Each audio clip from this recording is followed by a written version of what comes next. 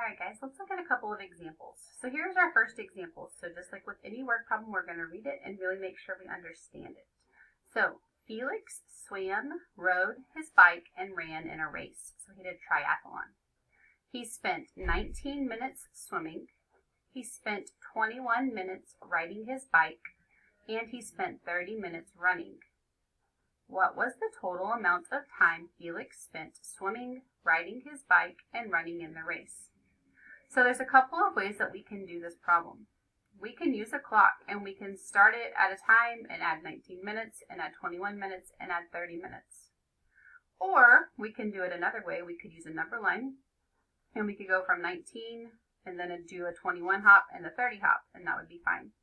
Or we could do it another way. I'm going to choose to use base 10 blocks because that's what makes sense to me. So I'm going to do 19 first. So here are my 19 blocks, my 10 rod and my 9 units. I'm going to then add 21 more. So now I have two 10s, which is 20 plus one more gives me my 21. And then I'm going to add my 30 more. So I'm going to draw 3 10 rods. Now I've modeled all of them, but I have to actually add them all. So what I'm going to do is I'm going to come over here in this workspace and I'm actually going to add all of them together. So when I do that, I'm going to bring over my 30. Oops, there they are. 1, 2, 3, there's my 30, 10, 20, 30. And then I'm going to bring over my 20, 10, 20. And then I'm going to bring over my 1, it's right there. And then I'm going to bring over another 10 right here. And then I'm going to bring over my other 9.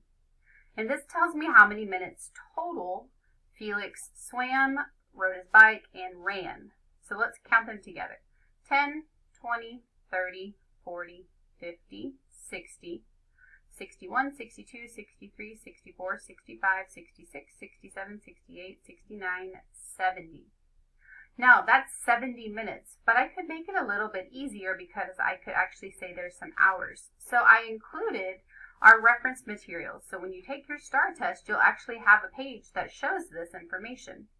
It tells me that 1 minute is 60 seconds. Well, I'm not working in seconds, I'm working in minutes. So I'm going to go up to the next one. It then tells me 60 minutes is 1 hour.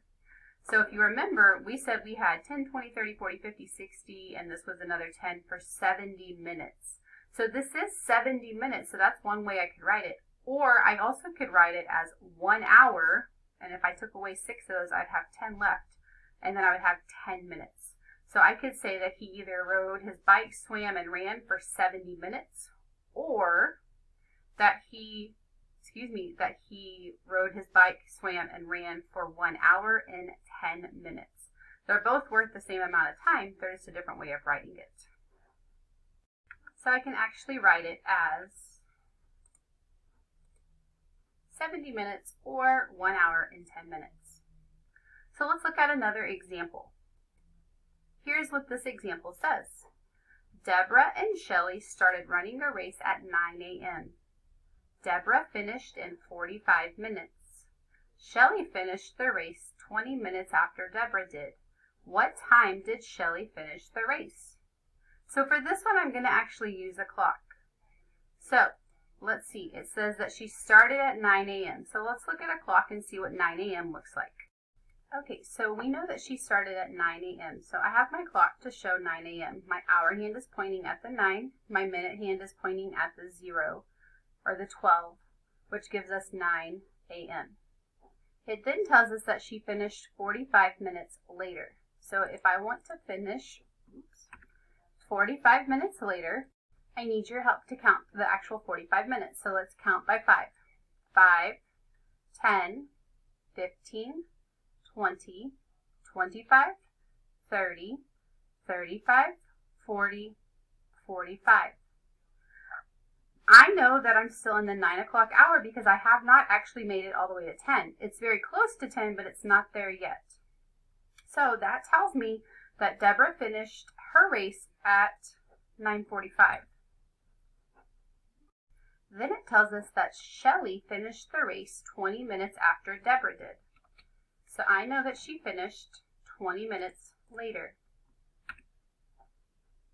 I need you to help me count those 20 minutes. So we're going to start where we're at and we're going to go for 20 more minutes. So I'm going to go 5, 10, 15, 20. I want you to turn and talk to somebody. What did you notice that happened with my hour? What happened with the hour? Turn and talk to somebody.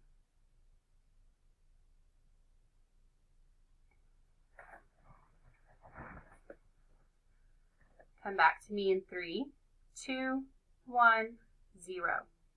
So you'll notice with the hour that it actually switched.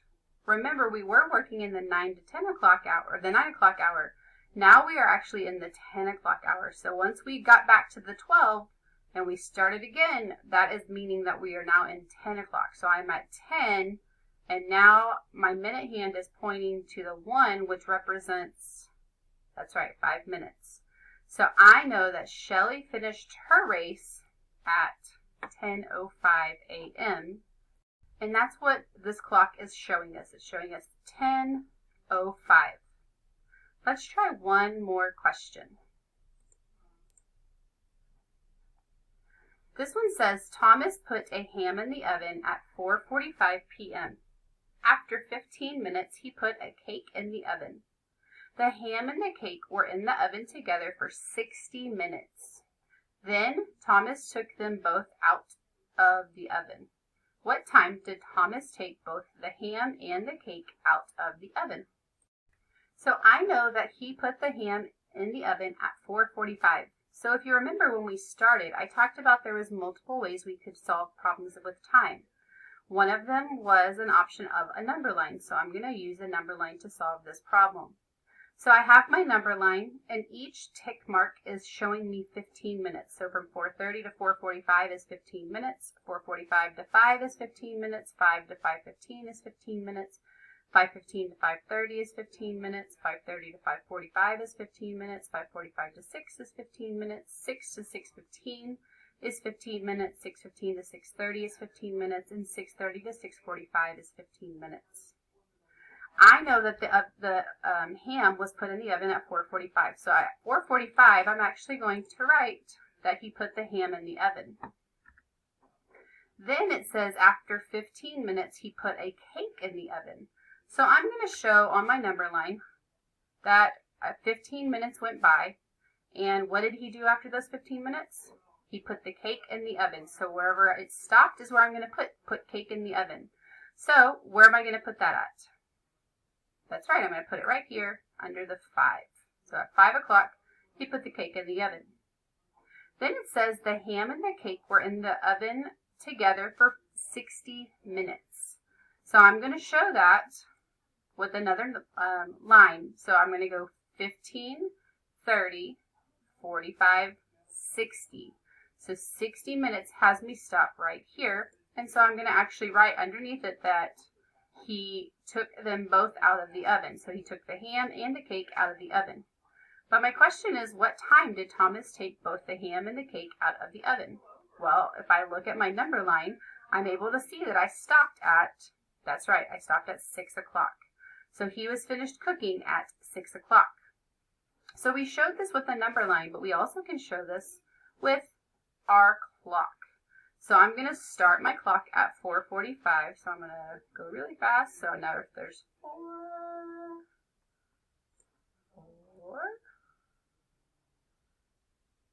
4:45. And you'll notice with 4:45, the hour hand is very close to 5, but it hasn't gotten there yet. So it's still in the 4 o'clock hour. So it's 4:45. After 15 minutes, he put a cake in the oven. Well, I'm going to move it 15 minutes. So count with me by 5s. 5, 10, 15.